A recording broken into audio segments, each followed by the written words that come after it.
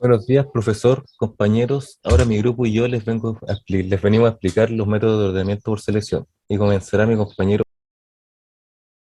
Descripción del tema. El tema que nos toca explicar a mi grupo es el método de ordenamiento por selección. Es un tipo de algoritmo que permite organizar los elementos de una lista o vector en orden ascendente y descendente. Como todo tiene ventajas y desventajas. Resumen del problema que se resuelve. Involucra hallar el componente menor entre todos los recursos de una matriz o vector e intercambiarlo por el componente que está en la primera posición. Se utiliza una fórmula, la cual es O elevado a n al cuadrado. Ejemplo, aquí tenemos unos números en orden aleatorio. Lo que hace es ordenarlo de menor a mayor, como aparece en el texto.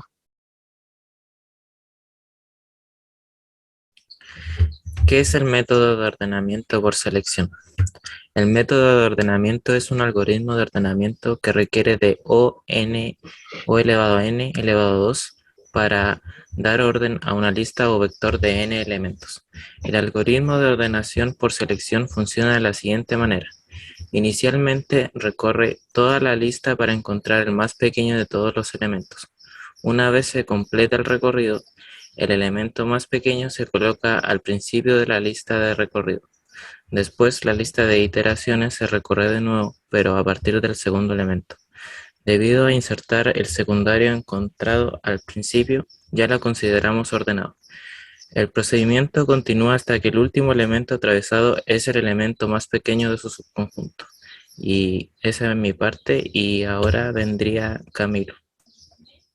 Bueno, ventajas y desventajas del método de ordenamiento por selección.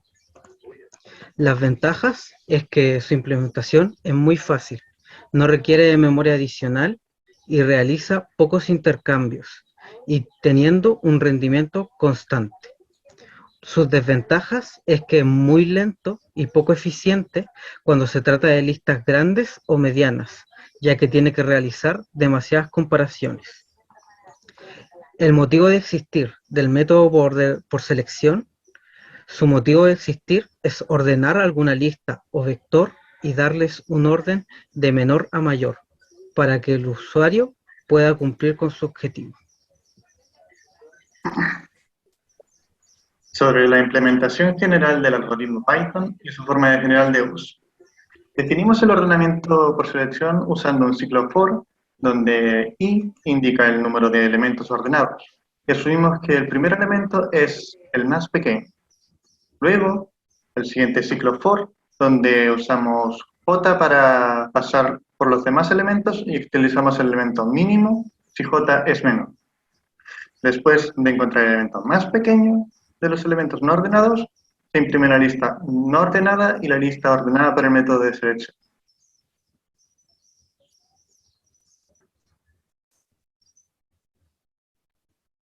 Bueno, ahora me toca a mí, profesor, le vengo a explicar el ejemplo que hicimos. Consta de varias partes y es una lista de compras, más la suma de los elementos de la lista de compras. En el ejemplo, en la parte superior, podemos ver la lista de compras con todos sus ítems y precios, y un poco más abajo del script podemos ver la inserción del método de selección. Después de que el método de selección ordena los ítems de menor a mayor precio, incluimos un ciclo for para hacer la suma de esta lista y darnos el total a pagar. En conclusión, aprendimos que el método de ordenamiento por selección es un algoritmo que permite ordenar recursos desde una matriz o lista en forma ascendente o descendiente. Despido este trabajo y que tengan un buen día. Gracias.